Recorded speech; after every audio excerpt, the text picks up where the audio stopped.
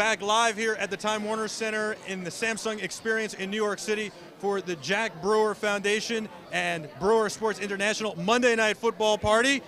Again, this week, the funds raised and the awareness are going to the Susan G. Komen Foundation for breast cancer research and to find the cure, Komen.org, and of course, JackBrewerFoundation.org. The man next to me needs no introduction. I'm Michael Artsis, and of course, this is the very talented, the very smart, and the very awesome Jack Brewer, former NFL player, played with the Giants, several other teams, including the Eagles and Cardinals, where he was special teams captain, and he joins us now live thanks to the Teradek Cube, which is helping us stream this, and Clearwire and the Clear Spot. So, Jack, we have a lot to talk about first. Let's talk about the event.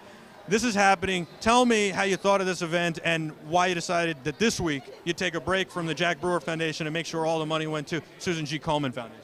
Well, I partnered with TR Luxury, who's a great group, the elite luxury and entertainment group here in New York City. And we put this event together with Samsung Exchange. They've been great partners. As you can see, it's a tremendous environment for football. Everyone has a great time. You know, it's to me, this is the best Monday Night Football party, not only in the city, but in the country. And, you know, obviously, with the breast cancer awareness, the National Football League's done so much good things for breast cancer and building the awareness, helping to raise funds. And so we thought, you know, let's continue those efforts this month, and let's dedicate, you know, our event to the Susan G. Komen Foundation.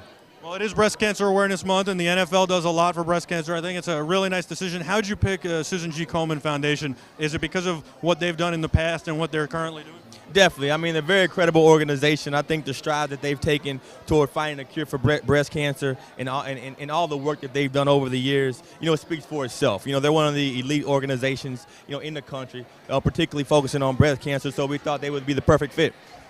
Tell me about the Jack Brewer Foundation. I've told the viewers all night about it, but I want to hear it from the horse's mouth. I told them about Malawi. I told them about Haiti. I told them what you do, but again, from the horse's mouth. So tell me how you started the Jack Brewer Foundation, why, and then what we're working on these days.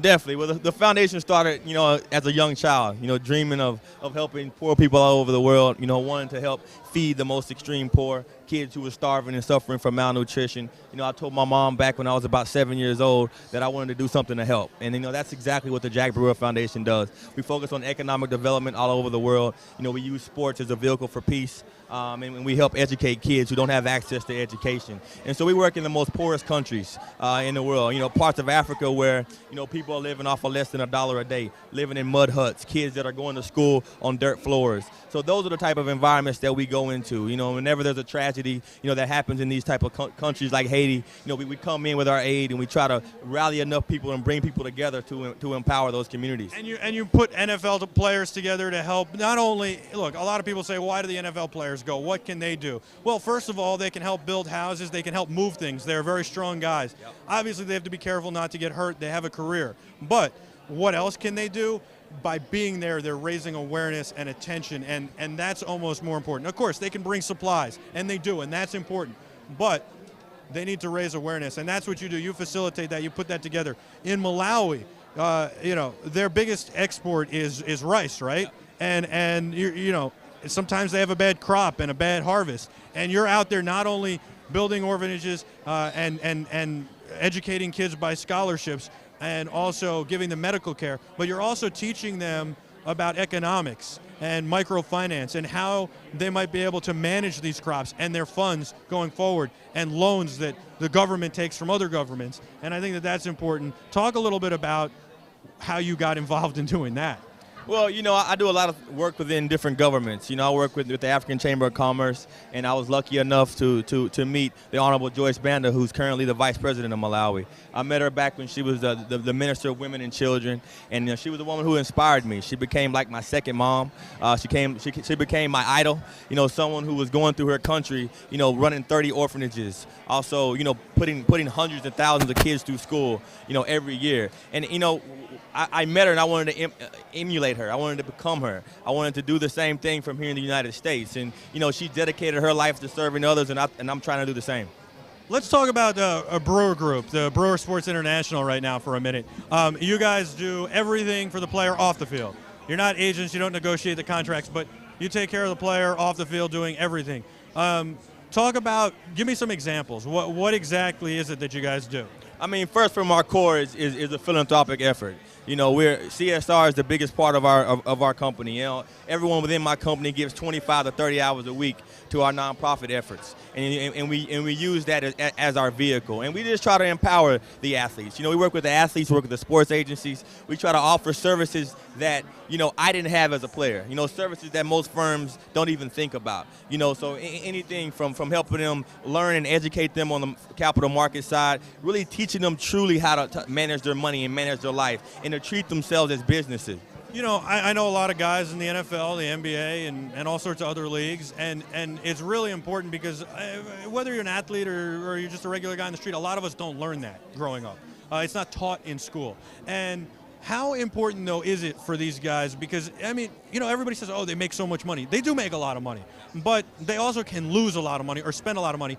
And you know, I know even in talking with some guys, when you tell them to slow down or whatever, they don't necessarily listen. But when you educate them, does it make a difference when you tell them that this is going to be the result of that, and this is why this works, and this is why that works, and this is how the market works, and this is how a checking account works, and whatever? Does that help them? Does that really help them understand, so that when they want to take that private jet and it's going to cost them 60 grand, they go, whoa, doggy, and they slow down instead of going, let's get this, you know, let's just do it, who cares? It's all about communication. You know, it's like if you go to China and you only speak English, you're not going to be able to communicate with people. Well, if you don't talk to an athlete like an athlete, if you don't speak the language, and you try to educate him on, you know, complicated financial services, they're not going to understand. But if you can break it down and talk the language and make it real to them and make it actually relate to their world, it becomes a different conversation. And that, I feel like, as with my background, growing up in Texas, growing up in the South, you know, being from an economic unstable environment, and from a poor family, I relate to a lot of the guys. You know, I played in the National Football League, and I've gone on to have my Series 7 and 79 and 66 and working on Wall Street at the biggest firm on Wall Street. All those things coming together, it allows me to be able to communicate to players in a way I think most can't. You know, I want to get to sports with you in a few minutes. I want to take your temperature on the sports world, the NBA lockout and the NFL today. But before we do, there are a couple things I do want to talk about. One, you're very knowledgeable about finance. So, you know, we just had a joker come by, and he said, never sell, no matter what the market does. And I said, well, what about when you think that your stock is high enough? And he said, never sell, it doesn't matter. You know, people are terrified right now. The market's up, it's down, it's down, it's up. It's all over the place, it's sideways. What is your advice? Not necessarily your professional advice, just you know, to tell people, you know, it's going to be okay or it's not. You know, what do you think? I'm a realist about it. I mean, there's parts of our financial sector that are broken.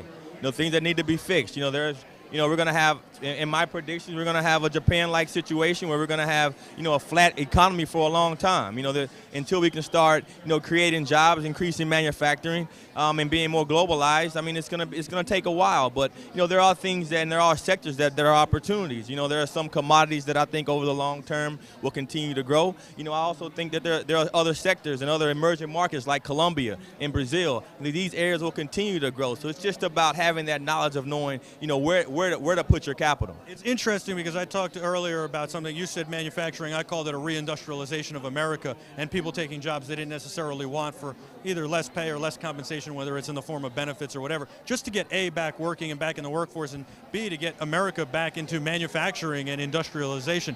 So do you think that that's important? Would you agree with what I just said, that we need a reindustrialization? It seems like you kind of lean that way. We'll be forced to. I mean, there's just not going to be enough jobs in America for everyone who feels that just because they have a college degree means they have to make six figures. You know, we have to go back to our roots. You know, a lot of our lower paying jobs, you know, aren't attractive to most Americans, and they'd rather, you know, take other types of funding or just not work and take unemployment than to take these jobs. And we have to lose that mentality because, you know, we're not in a situation where we used to be. You know, we had a difficult time. I mean, we had people that were making $50,000 a year buying $400,000 houses. You know, that's not a stable market. And, you know, a lot of this we've created upon ourselves, and until we take responsibility for the way that we've really, you know, having a little bit of overzealousness when it comes to financing and spending as a country, not one individual person. Until we take responsibility for that, it's gonna be a painful recovery. Do you think that that unemployment and welfare both are broken? I mean, a lot of people are saying that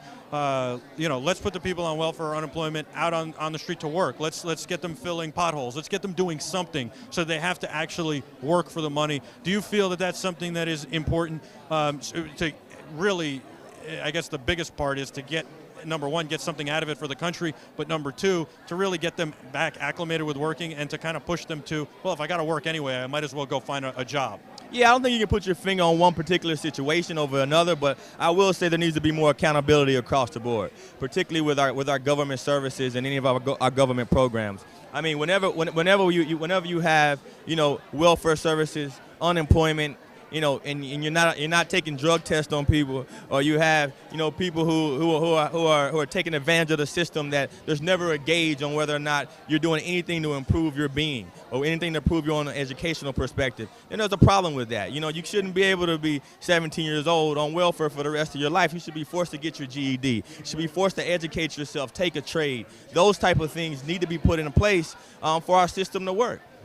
And what about Occupy Wall Street? What do you think of this whole protest? I work on Wall Street, so at my roots, I definitely agree with a lot of the things that they're saying. I think there's different ways to go about that, but there's been a broken system in place in America, and I understand and I feel everything that those guys are saying out there protesting. I mean, we have a huge discrepancy between the rich and poor. The top 1% of America control about 70% of the money. I mean, that's broken. You see that in countries that are almost third world. So I mean, it's kind of embarrassing as an American to see stats like that. But now to tax people that have already made their money, it's going to take a long time to bring that balance back. But we'll see. And now I want to change gears for a minute. And I know I said we'd talk sports, and we will. I'm going to save that for last. Keep the viewers watching. No, the real reason is because I want to talk about what's important first, and everything else has been a little bit more important than sports.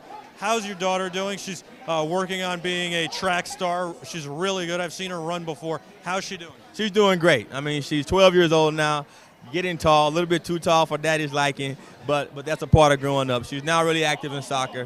Had a little injury, her first major break. She broke her wrist, but she's doing very well, playing select soccer in Texas and preparing for another good year of track. She can't have a better trainer, especially for track, than you.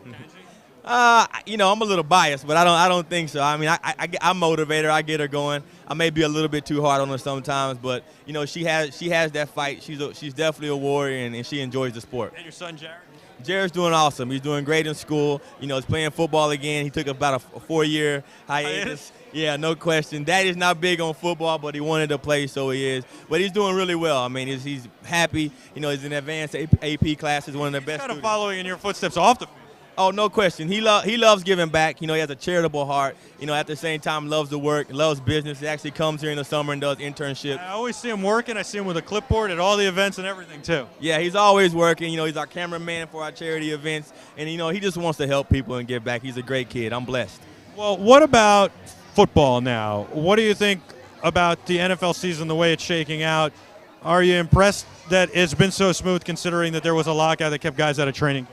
Yeah, I thought there'd be a lot of injuries. There have been, things like that were what really scared me. You really see the teams that have established systems and coaches that have come back and quarterbacks that have been there. Those are the teams that are winning. And you see the teams with the younger quarterbacks and the younger system that had a lot of changing parts. Even teams like Philadelphia Eagles, who you would have thought would coming into the season that they would have done very well, but they didn't really have an off season. You had no OTAs. You didn't have time for everyone to learn. No together. No togetherness. They hadn't had time to put that together. And it's funny because Antonio Pierce was just talking to us a few minutes ago, and he talked about how we were talking about the Giants, and he talked about the Super Bowl team that he was on, and he talked about how important it was, the togetherness that they had, and that it all started the night of his birthday party, which you remember, yeah. We both remember well. But, and how important that is, and I think it's often overlooked. Yes, it is. And, I mean, for example, you take the Giants. They're winning football games because they've had the same system in place for the last 7-8 years.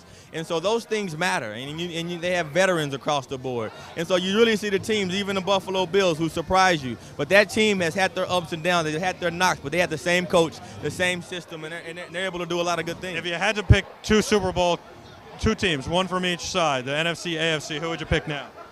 Right now today in the NFC, I got to go with Green Bay. They look good, tough. Can't fault you for that. Hard for me to I'm not a big Green Bay fan. Being a Minnesota Viking fan all my life, playing for the Vikings. Yeah, I'm a huge Brett Favre fan, but definitely Green Bay looks very tough to beat.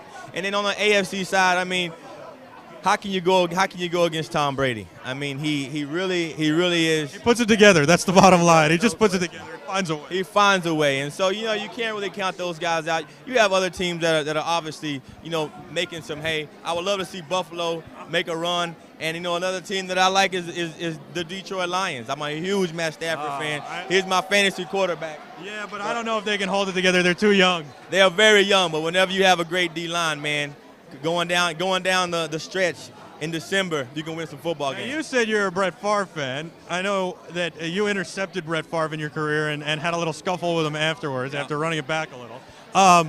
You said you're a huge Brett Favre fan when you were talking about Minnesota there. Is that how Brett Favre is going to be remembered, as a Minnesota Viking, in your mind at least? Never. No, he'll always be a Green Bay. Okay, so you give the Green Bay, you were switching gears and already switching back to Green Bay is going to win, and I don't like Green Bay, but I do like Brett Favre. No question. I was switching back, no doubt. He'll always be a Packer in my mind. Okay. Well, was it nice to see him as a Viking?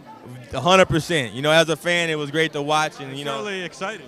Definitely exciting. They should have won a championship, but couldn't hold on to the football. What about the NBA lockout? What do you think of? First of all, should they settle? What's going on? Do you think it'll go all year? And then let's talk about Europe. Definitely. It's a complicated situation in the NBA. A lot of the teams aren't making money. So from a business perspective, a lot of them don't have a lot of incentive to end the lockout. That's a broken system that needs to be fixed. There's a lot of problems at the core of the National Basketball Association. I think a lot of the players are going to have to take some recessions. They're not going to be able to make quite as much money as guaranteed for so long. We saw it in the NFL, by the way. A lot of people don't realize that a lot of these guys renegotiated their contracts after the lockout for a lot less money. A lot less money. No question. I mean, it's the economy, but not just that. Whenever you have, you give an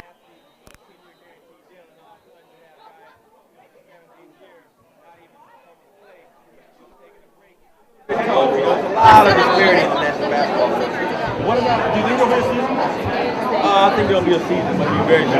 What do you think about guys who say we're going to come on league?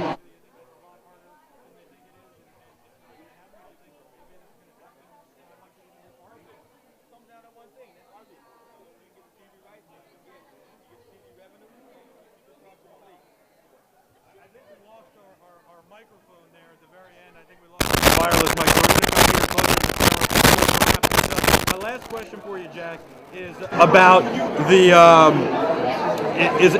the players going to Europe. Do you think it's a good move for them to go, or do you think it's dangerous? Definitely go to Europe. Go play basketball. Play your sport. You don't know how long you're going to play. You don't know how long you're going to be healthy. You're a thriving athlete no matter if you're practicing in Europe, China, or whatever. Go play ball. You shouldn't wait for a team or organization. They're not consulting with the athletes on a daily basis. They're kind of dictating whether or not they're going to play the game of basketball. So, if it was me, I'd go play in the best city that I could, where had the best food and the most beautiful scenery. That's where I would be playing ball. And by scenery, you mean girls? Well, beautiful women never hurt anything, but that's definitely a factor. Jack Brewer, thank you so much, buddy.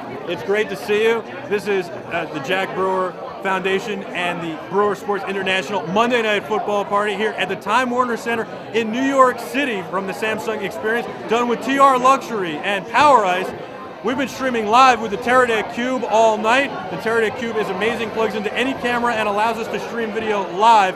And of course, we're using the Clear Spot from Clearwire to stream our internet connection, to give us the internet connection. And both of these products are amazing. They both allow us to be virtually anywhere and stream live, and it's changing the face of journalism and live internet broadcasting and television and all sorts of other things. You can use it in a church, or you can use it for weddings. You can do live weddings.